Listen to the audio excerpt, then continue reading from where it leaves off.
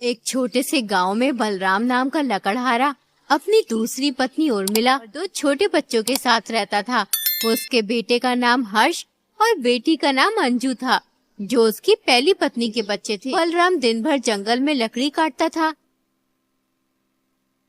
और फिर शाम को उन्हें बाजार में बेच आता था। लकड़ियों को बेचकर उसे जो थोड़े बहुत पैसे मिलते थे, उन्हीं से उसके घर का गुजारा होता था।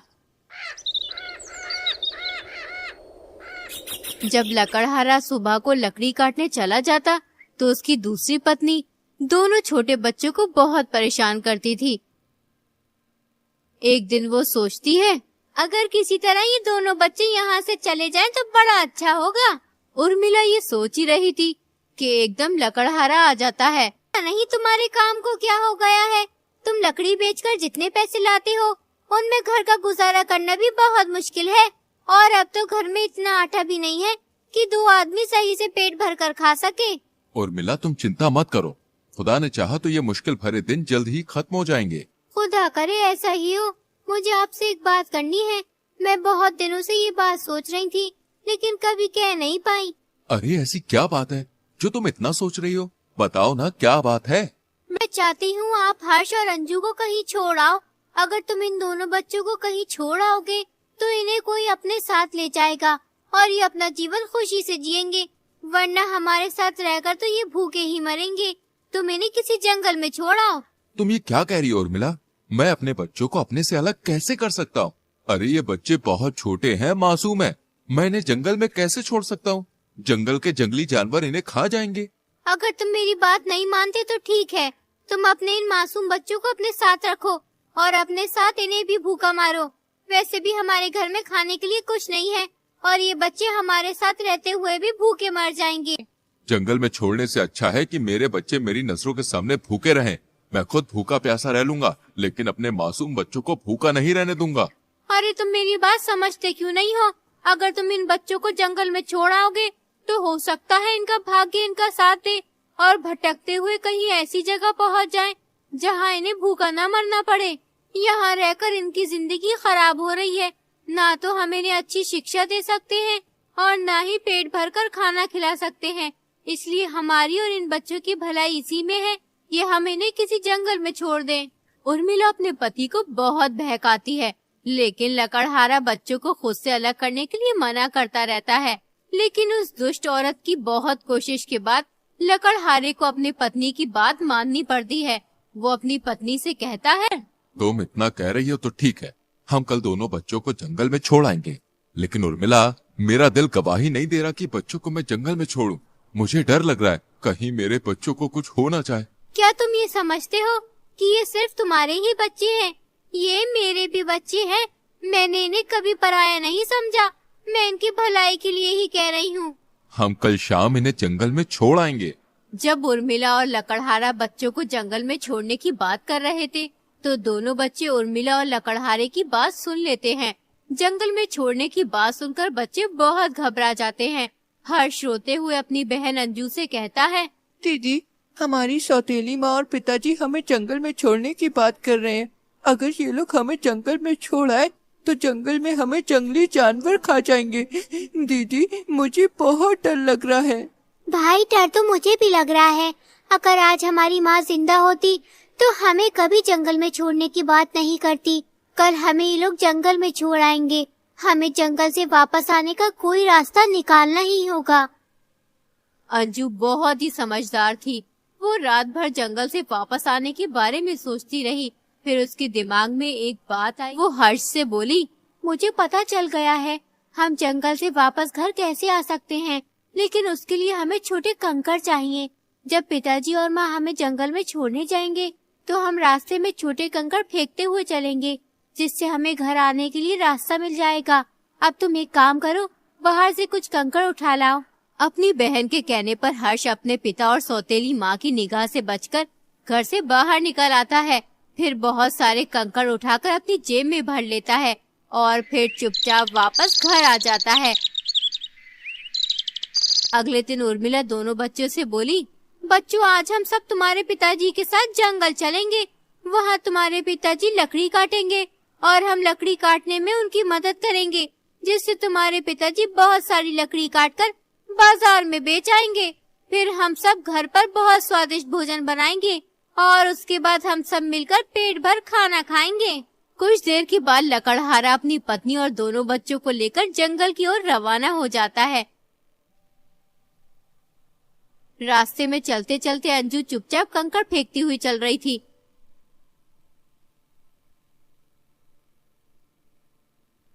कुछ ही देर में सब जंगल पहुंच जाते हैं। फिर लकड़हारा दोनों बच्चों से कहता है, बच्चों, मैं लकड़ी काटने जा रहा हूँ। तुम्हारी माँ भी मेरे साथ है। मेरी लकड़ी काटने में मदद करने जाएगी। जब तक हम लकड़ी काट कर लौटे तब तक तुम हमारा इस पेड़ के नीचे बैठकर इंतजार करना। हम कुछ समय में वापस आ जाएंगे। ठीक है पिताजी, हम तुम्हारा यहीं बैठकर इंतजार करेंगे। लेकिन पिताजी, आप लकड़ी काटकर थोड़ी जल्दी लौटना।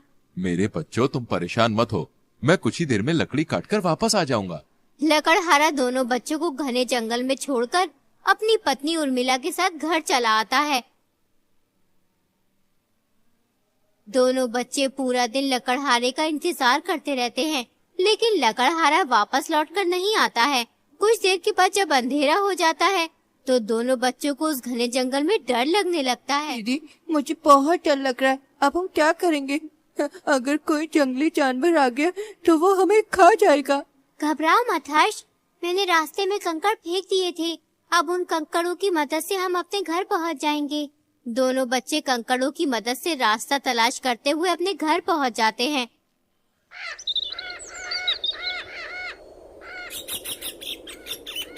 जब उनकी सौतेली माँ दोनों बच्चों को देखती है तो उसे बहुत गुस्सा आता है और वो सोचती है, ये बच्चे तो बहुत चालू हैं, इन्हें घर आने का रास्ता कैसे मालूम हुआ? इतनी कोशिशों के बाद मैंने इन्हें घर से निकाला था। पता नहीं ये बदमाश बच्चे उस घने जंगल से कैसे वापस आ गए। इन्होंने मेरी सारी कोशिश नाकाम कर दी। अब मैं इन्हें छोड़ूंगी नहीं। तुम दोनों बहुत शैतान हो गए हो। कहाँ चले गए थे? तुम्हारे पिताजी ने तुम्हें पेड़ के नीचे इंतजार करने के लिए कहा था, लेकिन तुम हमें उस पेड़ के नीचे नहीं मिले। हमने तुम्हें जंगल में बहुत तलाश किया, लेकिन तुम कहीं नहीं मिले। अगर तुम्हें जंगल में कुछ हो गया होता तो लोग यही कहेंगे कि सौतेली माँ ने करवा दिया। लोगों को ये नहीं पता कि ये बच्चे कितने शैतान हैं। इतनी देर तक घर से बाहर रहते हो, तुम्हें किसी चीज का खौफ है या नहीं? उर्मिला बच्चों को डांट ही रही थी कि एकदम लकड़हारा आ जाता है। जैसे ही वो अपने दोनों बच्चों को देखता है, वो उन्हें प्यार से अपने सीने से लगा लेता है और फिर उन्हें खाना खिलाता है। कुछ दिन यूं ही बीत जाते हैं। लकड़हारे की आमदनी बहुत कम हो जाती है, इसलिए उसकी पत्नी उससे फिर जिद करती है कि बच्चों को जंगल में छोड़ दो। लकड़हारा अपनी पत्नी को बहुत मना करता है कि वो अपने बच्चों को कहीं छोड़ने नहीं जाएगा, लेकिन पत्नी के बार बार कहने पर वो बच्चों को दोबारा जंगल में छोड़ने के लिए राजी हो जाता है। अगले दिन लकड़हारा दोबारा अपने बच्चों और पत्नी के साथ जंगल की ओर निकल पड़ता है। इस बार वो जंगल में बच्चों को बहुत अंदर ले गया होता है। फिर वो बच्चों से बोलता है, तुम दोनों यहीं हमारा इंतजार करना, मैं लकड़ी काट कर ला रहा हूँ। हम कुछ ही देर में वापस आ जाएंगे।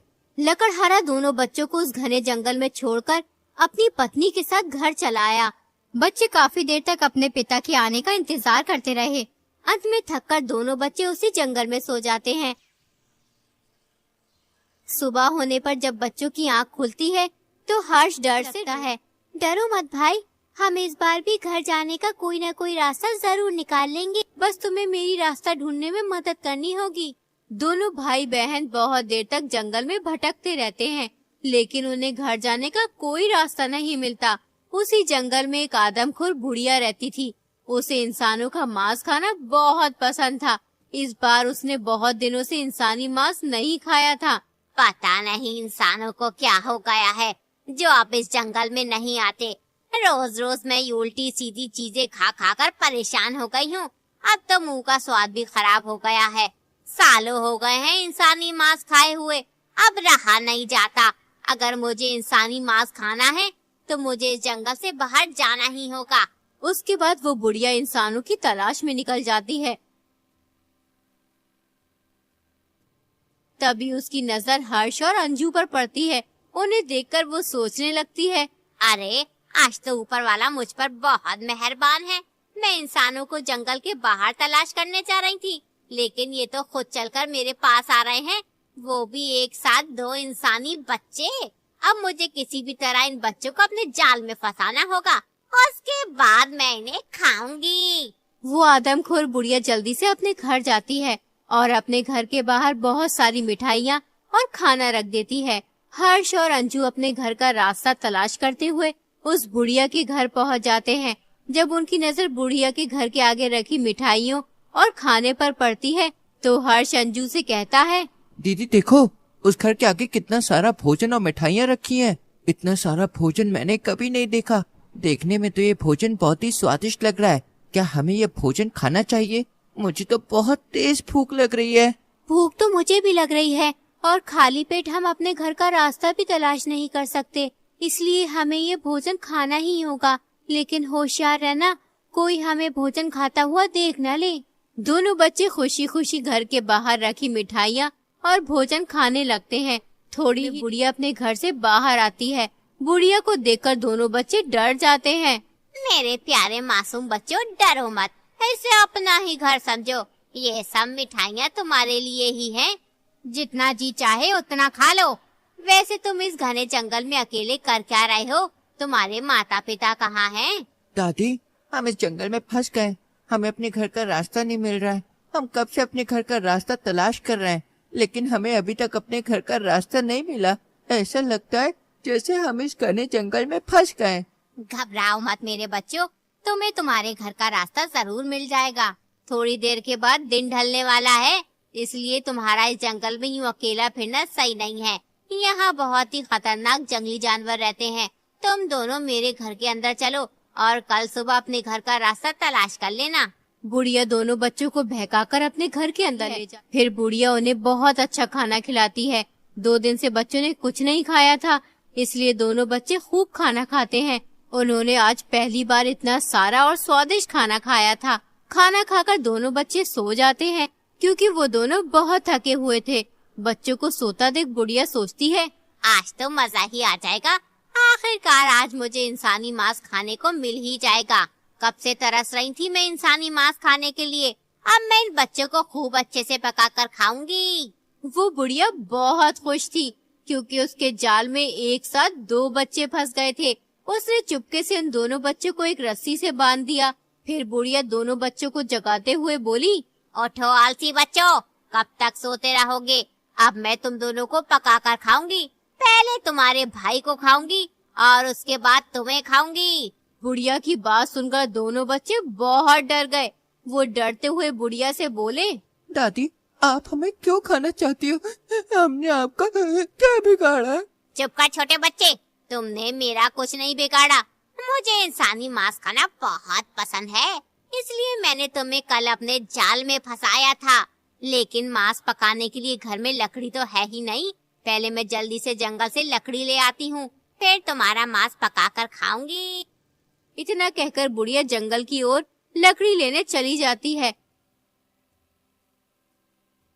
वो दोनों बच्चे जोर जोर से चिल्लाने लगते हैं, कोई हमें यहाँ से बाहर निकालो। किसी को हमारी आवाज आ रही है, हमारी मदद करो, वरना ये बुढ़िया हमें मार कर खा जाएगी। कोई हमारी मदद करो। इससे अच्छा तो यही होता कि हम लोग जंगल में ही भटकते फिरते और कोई जंगली जानवर हमें खा जाता। बच्चे जोर जोर से चिल्लाकर रो रहे होते हैं, लेकिन उस घने जंगल में कोई भी उनकी मदद करने नहीं आता। तभी एक बौना आदमी उस जंगल से गुजर रहा होता है। जब उन दोनों बच्चों की आवाज उस बौने आदमी को आती है, कोई हमें यहाँ से बाहर निकालो, किसी को हमारी आवाज आ रही है, हमारी मदद करो, वरना ये बुढ़िया हमें मार कर खा जाएगी। कोई हमारी मदद करो। तो वो तुरंत ही उस बुढ़िया के घर में घुस जाता है। वो जल्दी से दोनों बच्चों को खोल देता है। फिर वो बच्चों से कहता है, तुम लोगों को यहाँ किसने बांध कर रखा हुआ है? मुझे तुम्हारी आवाज सुनाई थी, इसलिए मैं तुरंत तुम्हारी मदद करने चला आया। हमें यहाँ एक आदमखोर बुढ़िया ने बांध कर रखा है। वो बच्चों को बहका कर अपने घर ले आती है और फिर उनका मांस खाती है। हम दोनों भी उसके बहकावे में आ गए थे। वो हमें भी खाना चाहती है। लेकिन वो आदमखोर बुढ़िया है कहाँ? कहीं दिखाई नहीं दे रही। वो जंगल में लकड़ी लेने गई है, जिससे हमारा मांस पकाकर खा सके। वो लकड़ी लेने बहुत देर की गई हुई है। कुछ ही देर में वो आने वाली होगी। इसका मतलब इस बुढ़िया ने बहुत से मासूम बच्चों की जान ली है। इसे सबक सिखाना पड़ेगा। तुम एक काम करो, इस बुढ़िया के घर में जो भी कीमती चीज है सब निकाल लो और किसी झोले में भर लो।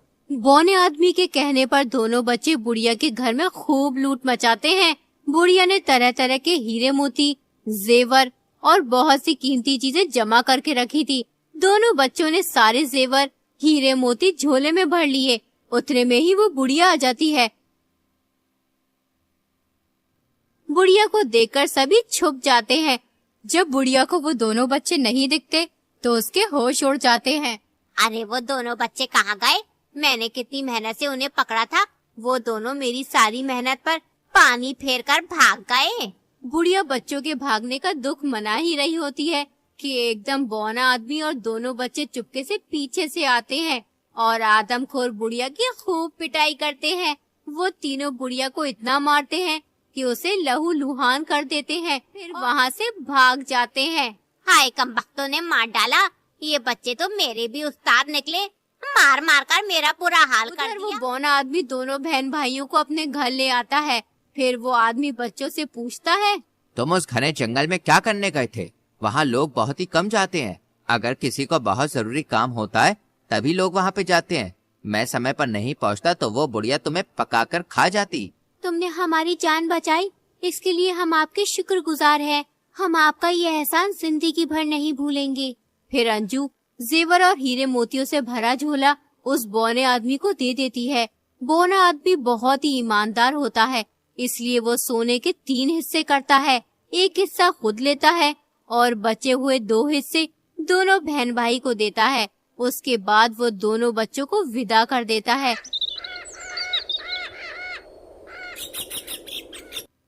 थोड़ी ही देर में दोनों बच्चे बौने आदमी के घर से बहुत दूर निकल आते हैं। कुछ ही देर में उन्हें अपने घर जाने का रास्ता मिल जाता है। फिर वो जल्दी जल्दी घर की तरफ कदम बढ़ाना शुरू कर देते हैं। थोड़ी ही देर में दोनों बच्चे अपने घर पहुंच जाते हैं। घर पहुंचकर उन्होंने देखा कि उनका पिता एक कोने में बैठकर रो रहा होता है और बहुत दुखी दिखाई देता है। जैसे ही दोनों बच्चे लकड़हारे के पास पहुंच, लकड़हारा दोनों को गले लगा लेता है और बोलता है, मेरे बच्चों, कहाँ थे तुम? मैंने तुम्हें बहुत याद किया। जिस दिन से मैंने तुम्हारी सौतेली माँ के कहने पर तुम दोनों को जंगल में छोड़ा था, उस दिन से आज तक मुझे एक पल के लिए भी चैन नहीं मिला। मैं हमेशा खुदा से रोकर यही दुआ करता था कि मेरे दोनों बच्चे वापस लौट आए। खुदा ने मेरी दुआ सुन ली। अब मैं कभी तुम्हें अपने से अलग नहीं होने दूंगा और न ही तुम्हें किसी तरह की तकलीफ होने दूंगा। पिताजी, हमने आपको बहुत याद किया। हमें जंगल में एक आदमखोर बुढ़िया ने पकड़ लिया था, लेकिन हमें एक बौने आदमी ने उस आदमखोर बुढ़िया से बचा लिया। हमने उसकी बहुत पिटाई की और उसके सारे जेवर, हीरे मोती ले आए। दोनों बच्चे अपने पिता से मिलकर बहुत खुश थे। फिर उन्होंने सोने से भरा झोला अपने पिता को दे दिया। लकड़हारे को अपनी आंखों पर विश्वास नहीं हो रहा था। इतना सारा धन तो उसने अपनी जिंदगी में कभी नहीं देखा था। फिर लकड़हारा अपनी पत्नी को बुलाता है और बच्चों की सारी बात बताता है। बच्चों की बात सुनकर उनकी सौतेली माँ को अपनी गलती का एहसास हो जाता है। वो दोनों बच्चों से माफी मांगने लगती है। बच्चों, मुझे माफ कर दो। मेरी वजह से तुम्हें इतनी मुसीबतों का सामना करना पड़ा। मैंने ही तुम्हारे पिताजी से कहा था कि वो तुम्हें जंगल में छोड़ आए।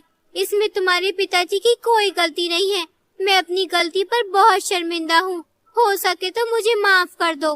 दोनों बच्चे अपनी सौतेली माँ को माफ कर देते हैं। इतना सारा धन पाकर लकड़हारा बहुत खुश होता है। इस तरह उन लोगों की गरीबी दूर हो जाती है और उसके बाद लकड़हारा अपने दोनों बच्चों और पत्नी के साथ खुशी खुशी रहने लगता है।